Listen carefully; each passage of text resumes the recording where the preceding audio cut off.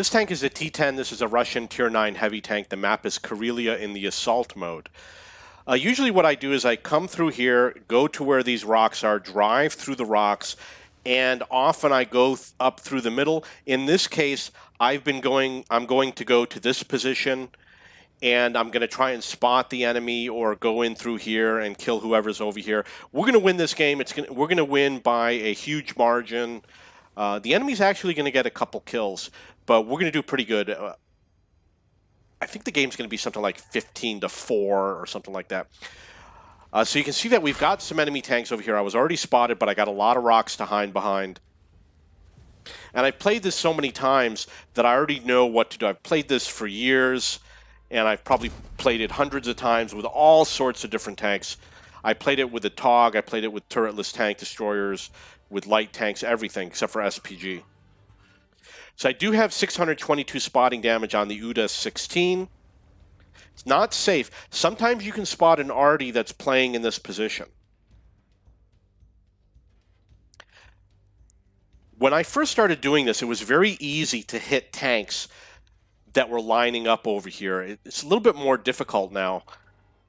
And I haven't found a perfect sniping position, but perhaps someday I will find a great sniping position where you have a lot of nice shots on those tanks. You're often only going to be able to hit the tops of the tanks. So I got 433 on the Centurion.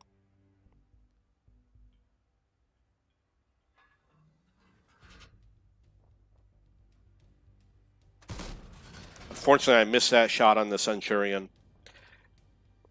When I equip my tanks, I usually equip for spotting and for concealment, and I prioritize the gun laying drives and the V-stab last. But because of frontline, I kind of have to do the opposite, because in frontline, I'm more likely to be sniping from a distance. So depending on how you equip your tank, you're going to have various advantages or disadvantages. Got 435 on that Carnarvon Action X. I'm up to 1,200 damage. Scores 4-1, and he's out of the game. We haven't spotted a lot of tanks on this side. I only have one sniper up on the hill to help me out. I'm going to spend a lot of the rest of the game basically right in front of this position, working on that T-62A and the enemy tanks that are spotting from the back. The score is 6-1. And he does absolutely the right thing. A lot of tanks, they'll let me... Oh! A lot of tanks, they'll just let me shoot at them. But he actually ran to hide, which is very rare. That is a great angle right over the inside corner. I did it through testing. I tested putting it over the corner of the tank, and I was taking a lot of damage. You obviously don't want to go up on the outside, but I put it on the inside corner, and I started blocking a lot more damage.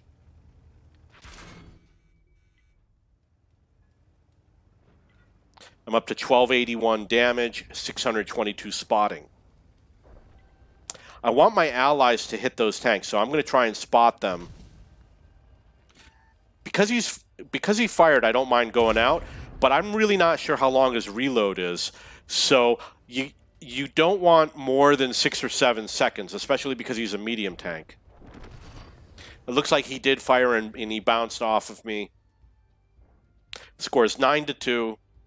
You see that the Jagdpanzer E100 is advancing, so my idea was don't let this T-62A get away.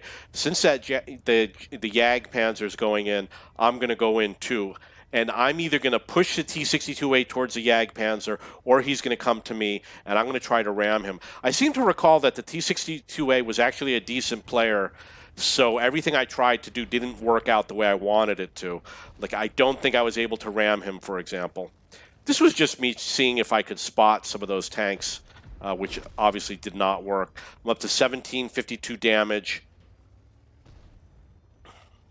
The score is 12-3.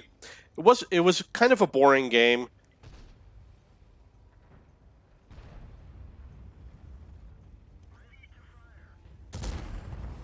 You see, I hit something, so I wasn't able to ram him. did 106 damage on the ram. And he's out of the game, scores 13-5. So I'm up to 2,758 damage, 854 spotting, which included tracking damage.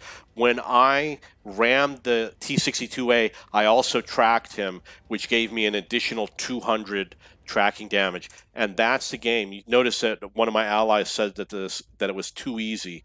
The score was 15-5. So in terms of this maneuver, it's very useful if there's a lot of enemy tanks over here. If there aren't, then it's not such a great maneuver.